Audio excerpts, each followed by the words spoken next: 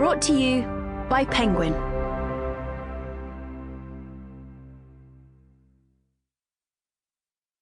Weapons of Math Destruction: How Big Data Increases Inequality and Threatens Democracy. Written and read by Cathy O'Neil. Introduction.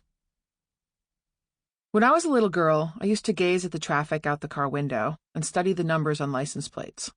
I would reduce each one to its basic elements, the prime numbers that made it up. 45 equals 3 times 3 times 5. That's called factoring, and it was my favorite investigative pastime. As a budding math nerd, I was especially intrigued by the primes. My love for math eventually became a passion. I went to math camp when I was 14 and came home clutching a Rubik's Cube to my chest. Math provided a neat refuge from the messiness of the real world. It marched forward, its field of knowledge expanding relentlessly, proof by proof. And I could add to it. I majored in math in college and went on to get my PhD. My thesis was on algebraic number theory, a field with roots in all that factoring I did as a child. Eventually, I became a tenure-track professor at Barnard, which had a combined math department with Columbia University. And then I made a big change. I quit my job and went to work as a quant for D.E. Shaw, a leading hedge fund. In leaving academia for finance, I carried mathematics from abstract theory into practice. The operations we performed on numbers translated into trillions of dollars sloshing from one account to another. At first, I was excited and amazed by working in this new laboratory, the global economy. But in the autumn of 2008, after I'd been there for a bit more than a year, it came crashing down. The crash made it all too clear that mathematics, once my refuge, was not only deeply entangled in the world's problems, but also fueling many of them. The housing crisis, the collapse of major financial institutions, the rise of unemployment, all had been aided and abetted by mathematicians wielding magic formulas.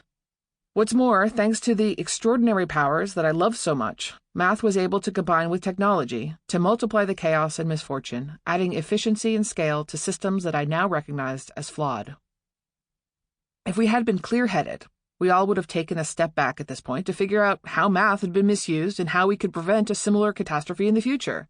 But instead, in the wake of the crisis, new mathematical techniques were hotter than ever and expanding into still more domains. They churned 24/7 through petabytes of information, much of it scraped from social media or e-commerce websites.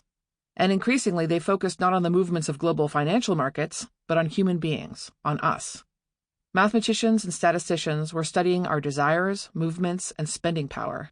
They were predicting our trustworthiness and calculating our potential as students, workers, lovers, criminals. This was the big data economy, and it promised spectacular gains. A computer program could speed through thousands of resumes or loan applications in a second or two and sort them into neat lists, with the most promising candidates on top. This not only saved time, but also was marketed as fair and objective. After all, it didn't involve prejudiced human beings digging through reams of paper, just machines processing cold numbers. By 2010 or so, mathematics was asserting itself as never before in human affairs, and the public largely welcomed it. Yet I saw trouble. The math-powered applications powering the data economy were based on choices made by fallible human beings. Some of these choices were no doubt made with the best intentions. Nevertheless, many of these models encoded human prejudice, misunderstanding, and bias into the software systems that increasingly managed our lives. Like gods, these mathematical models were opaque, their workings invisible to all but the highest priests in their domain, mathematicians and computer scientists. Their verdicts, even when wrong or harmful, were beyond dispute or appeal. And they tended to punish the poor and the oppressed in our society while making the rich richer. I came up with a name for these harmful kinds of models, weapons of math destruction, or WMDs for short. I'll walk you through an example, pointing out its destructive characteristics along the way. As often happens, this case started with a laudable goal.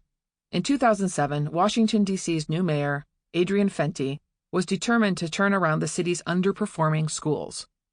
He had his work cut out for him.